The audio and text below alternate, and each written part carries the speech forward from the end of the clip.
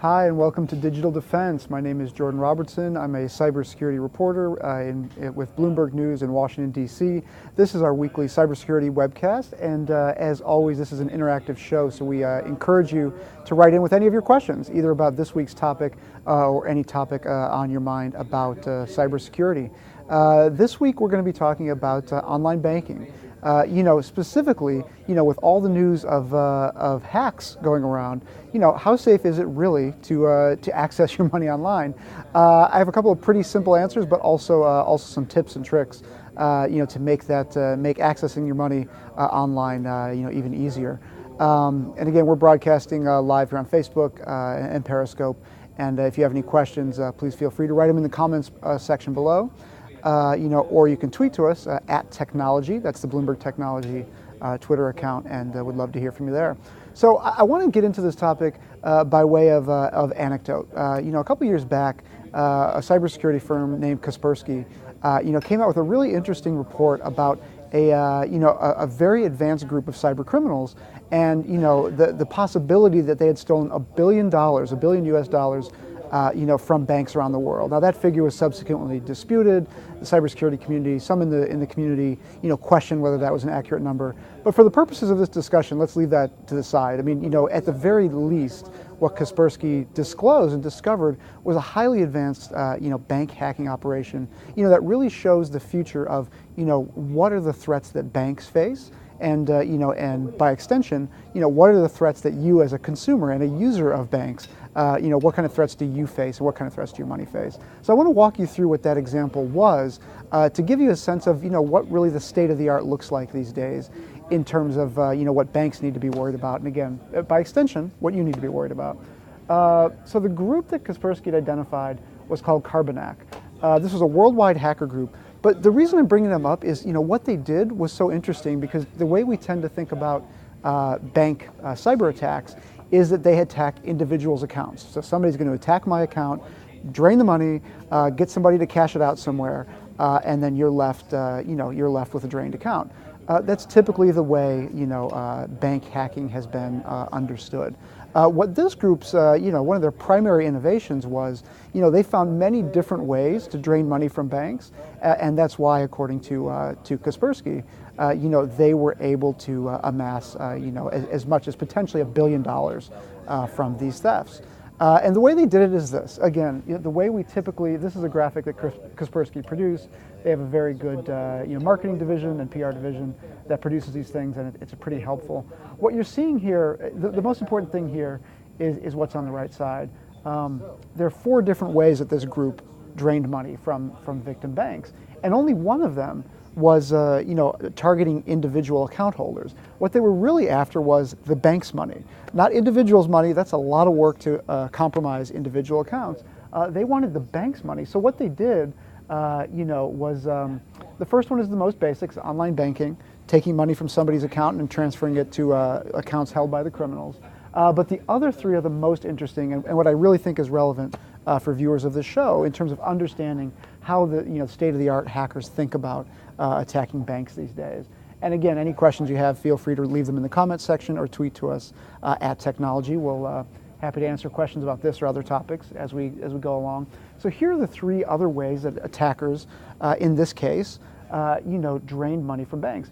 One of them was e-payment systems. So they compromised kind of the bill pay systems of these banks, and they transfer money, the bank's money, from one place to the other. Because banks, of course, have have constituents and clients as well, not just individual consumers, but banks pay other banks lots of money all the time.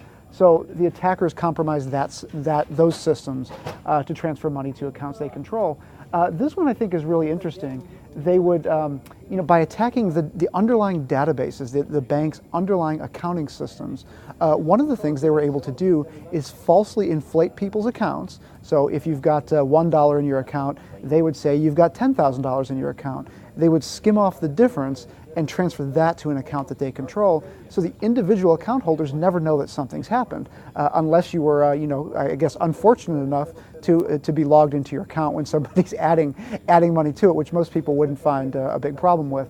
However, again, what the attackers would do is they would tinker with the bank's actual accounting systems, add money to people's accounts, and trick the banks into believing that these were legitimate transfers to accounts under the hackers' controls.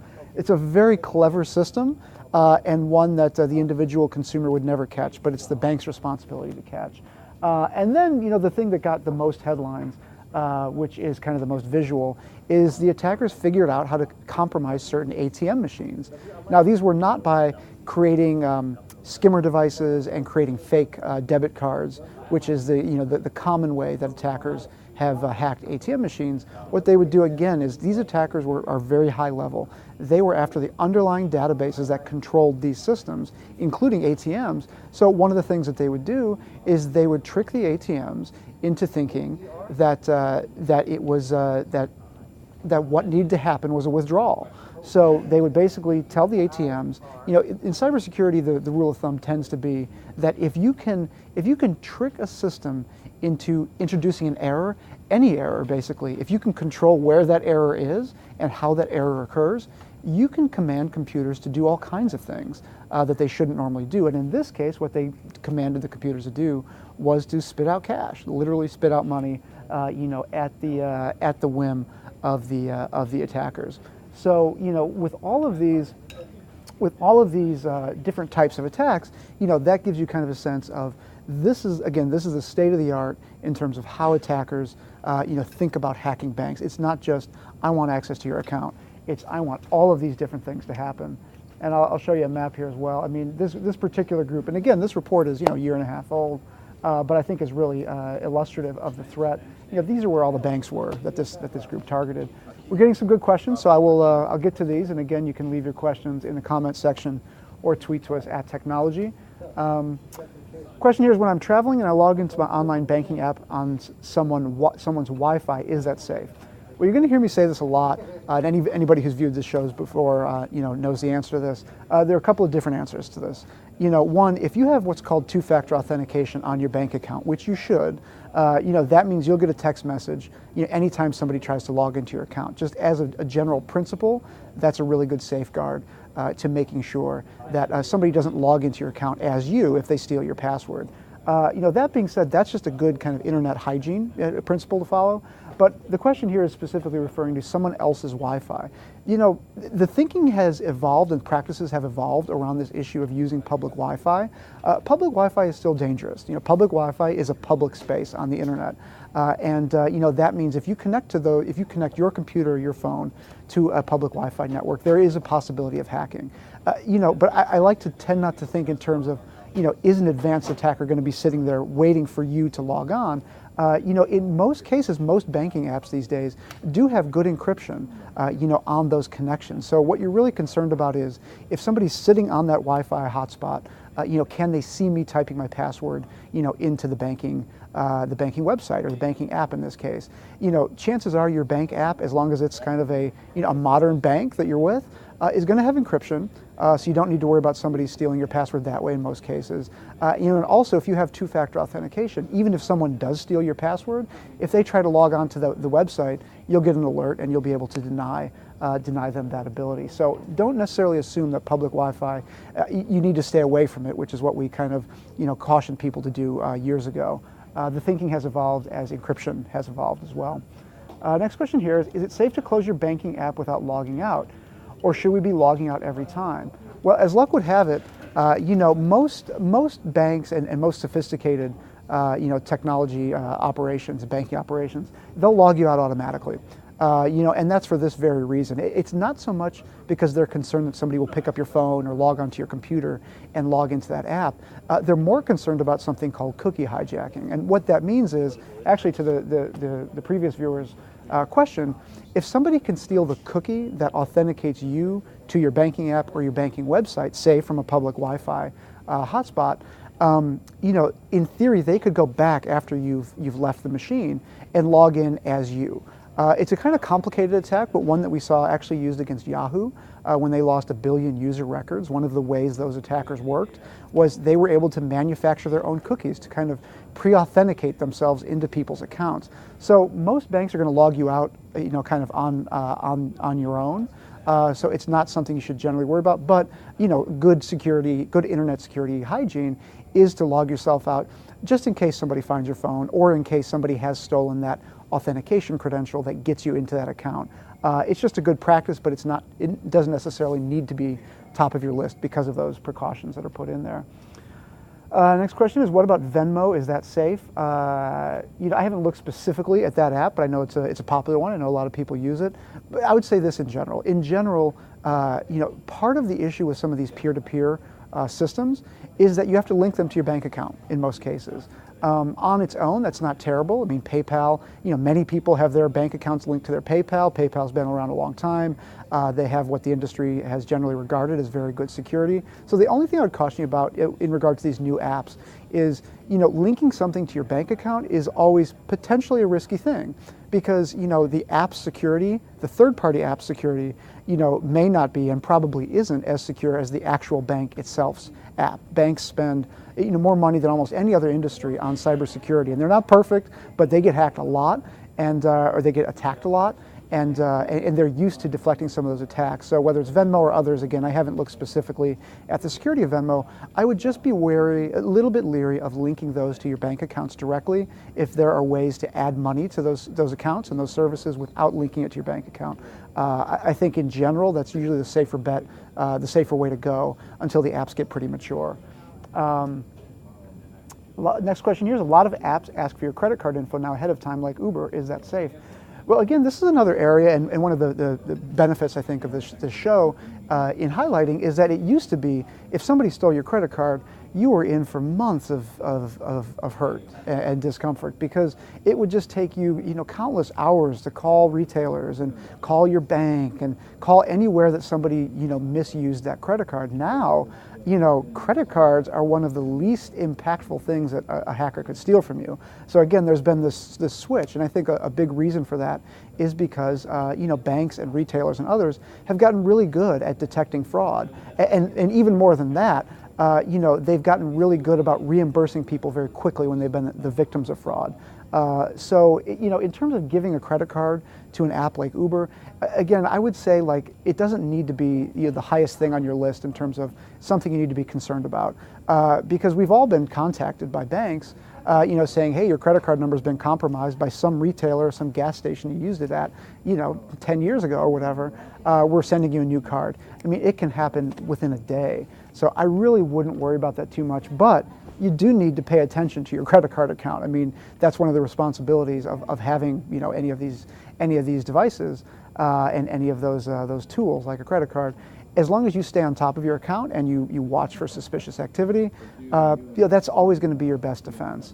The next question is, what about depositing checks via mobile banking? I am actually a big fan of this technology because it saves you the risk, the physical, real-world risk of actually going to a bank with a check and a bank account and a card and logging into the account. So I think, sparing yourself the risk of actually having to go to an ATM, where many crimes do occur because people are, even if they don't go there with the intention of withdrawing money, the ability of yourself to put your card in the machine and then authenticate yourself via PIN or fingerprint or whatever it is, that's really valuable to the criminals. So there are lots of cases where people are assaulted at ATMs, and I think eliminating any of that risk, again, it's not a hacking risk, but it's a physical world risk, I think is actually a really great thing. But you do need to keep on top of the banks. You need to make sure that they've registered the amounts correctly. But the machine learning, the machine vision, computer vision technology that does that is really simple and it's really good. It's not like it's trying to detect faces. It's just detecting numbers on a piece of paper. So that's actually not the hardest technology problem in the world. So generally they're pretty good. So yes, I'm an advocate of depositing checks via mobile banking where you take the picture. I think it's a good practice. How secure is PayPal? Well, I addressed this a little bit earlier. Again, I don't have any special insight into whether PayPal is more or less secure than the banks that that you connect your accounts to. But what I do know is this, that PayPal's been around a long time. PayPal has close ties to the US government. It works very closely with law enforcement. And it's just seen so many attacks over the years. So just by nature of being around as long as it has, any company that's been around a decade or longer, and any company that's been around a decade or longer and exists in the financial services sector, is going to get really good at figuring out what the hackers are after and how they get into their system. So doesn't mean they're perfect. I mean, tomorrow we could see some major PayPal hack that that nobody else saw coming. But I would say it just in general, organizations like that at that scale and that size, they tend to have very good security protocols built in. But again, and I say this all the time, you can't depend solely on the company to protect your data, 100%. You've got to set up the two-factor authentication. And I sound like a broken record on it, but it's impossible to overstate, how important that is. Because what that does is it makes it a lot harder for anyone to log in as you and transfer money from one place to the other, because hackers can get into these systems, and it's really helpful for you to have some measure of control, and two-factor authentication does get you that. Next question here: is it safe to use eBay or Alibaba on your phone? I don't really draw a distinction between some of these services. Again, I'm not in the business of recommending a specific service, one over the other. But what I will say is this: again, established, long-standing companies like eBay, and Alibaba, they just tend to be more mature at these things, and they have more budget. One of the concerns, if you're talking about startups, a viewer earlier asked about Venmo and other apps. One of the concerns with a startup is just that the technology may be great, the technology may be really cool, but startups are in the business of building a startup. They're not necessarily in the business of security. Some certainly do a better job than others, at it, but you have to think of what the business priorities are for a startup. And in general, it's not security. In general, it is just building the company and getting customers. So when you talk about established companies, they do have budgets. They do have, lots of IT security professionals. And most importantly, they have relationships with law enforcement, to where they can get good insights and good intelligence about, ongoing threats and ways to protect themselves and, by extension, their users. And in terms of, whether it's safer or not to use it on your phone versus your computer, the technology is there such that, to me, it's kind of a distinction without a difference these days. Mobile networks in some cases are actually more secure than your home router. It's not something I would really worry about too much, though, especially if you're doing it over a cellular connection, which is it's just harder to hack. So let's see here. The next question here is: when we allow any application such as games to access browser cookies in an Android phone, and we have bank apps in the same phone, is there a security issue? What the viewer is asking, I think, is essentially, if you allow an application to access or to place cookies on your phone for one service, is that a potential hacking risk for another? And I hope I'm understanding the question correctly. And I think there's some value in this question. In general, my kind of layman's understanding of how this works is that, the cookie, the authentication token, as it were, that any site sets, is going to be unique to that site and that service. So, in theory, a cookie for one service, is not going to get you in to a different service. It's not going to transfer from one service to another. So let's say a cookie for, Gmail is not going to log you into your Yahoo account. And hackers are always finding ways around these things. But in general, this does touch on a topic that I am very interested in, though, which is, apps require you in many cases to give more permissions than you necessarily would be comfortable with. And most of us, we click through because you want to download the app, you want to just get to it. So you don't really have a choice. So it's kind of like a false choice that, these apps are telling you, do you allow this app to access this data? Like, if you've downloaded the app, you obviously want it.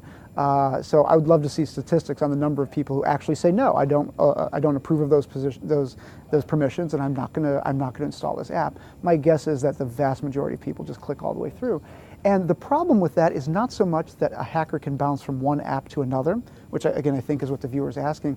The bigger question for security and for privacy is that many of these apps collect data that they don't even know they're collecting. So these startups, which again are focused on building a company and creating interesting technologies, in many of these cases, and we've seen this, we've talked to founders of startups who say, I designed the technology to collect X, Y, and Z data, but I wound up collecting all kinds of things like GPS location, like browser cookies, like search histories, like all of these other things that they didn't necessarily know that they were collecting. So to me, that's almost a bigger issue, because you just need to be aware. If you've got 1 million apps on your phone, that's great. Hopefully you enjoy the technology, but many of these apps can collect data that even the owners of those companies are not aware of, which, as crazy as it sounds, it does happen, and it happens a lot.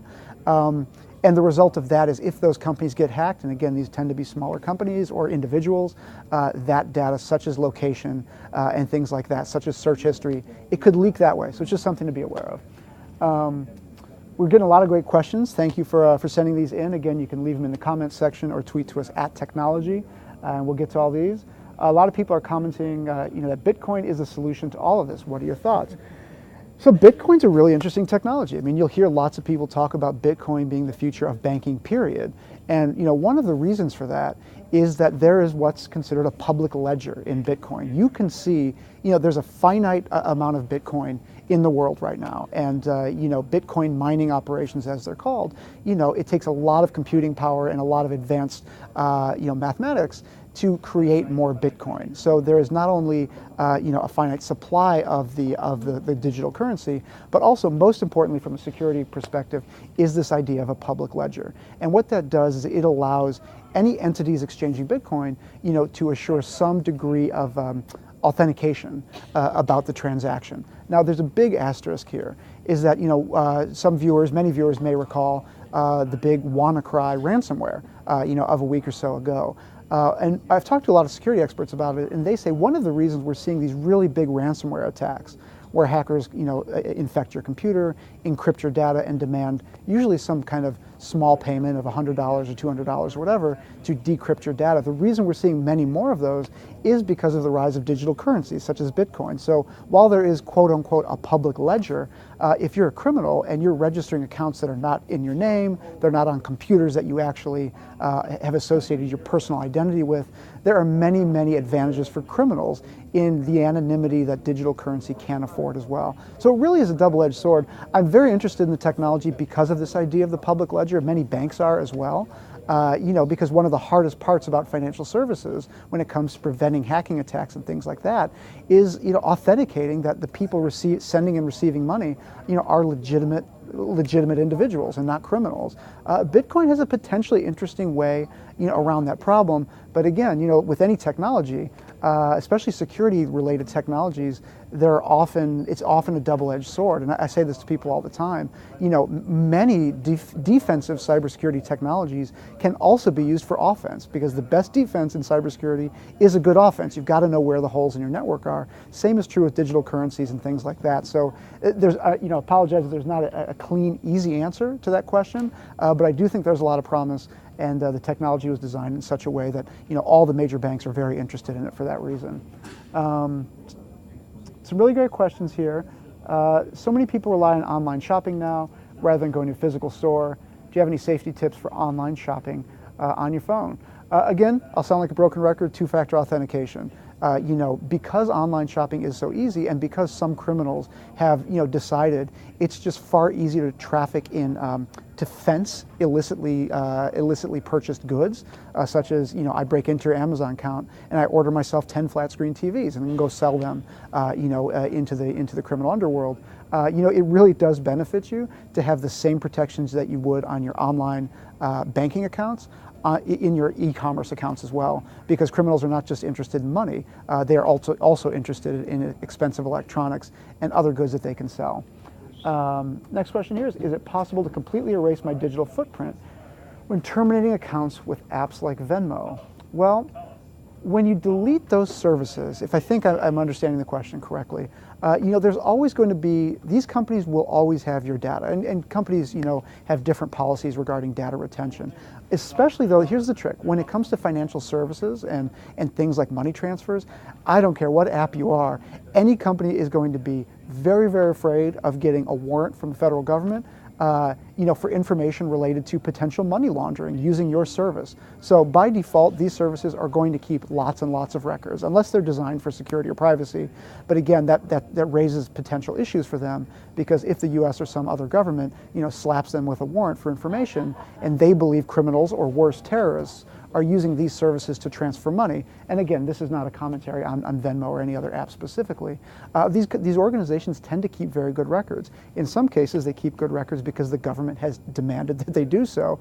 So just because you erase the app doesn't mean you've eliminated any record of your transactions. But again, apps you record data differently. But when it comes to financial services, there's just going to be lots and lots of record keeping, because companies need to protect themselves, and that's just a reality of the world that they live in. So wanted to thank everybody for writing in. We've gotten some really interesting questions. This is a topic that I think is really valuable broadly, and one that we're going to be revisiting, because we all have these apps, we all have these smartphones, and there are a lot of questions about should I feel secure entering my social security number into this app, or my bank account number, and things like that. And hopefully some of the value of this show is letting you know when the thinking and when the conventional wisdom has changed on some of these practices, such as Wi-Fi and credit card numbers and things like that. So we're always happy to take your questions offline as well.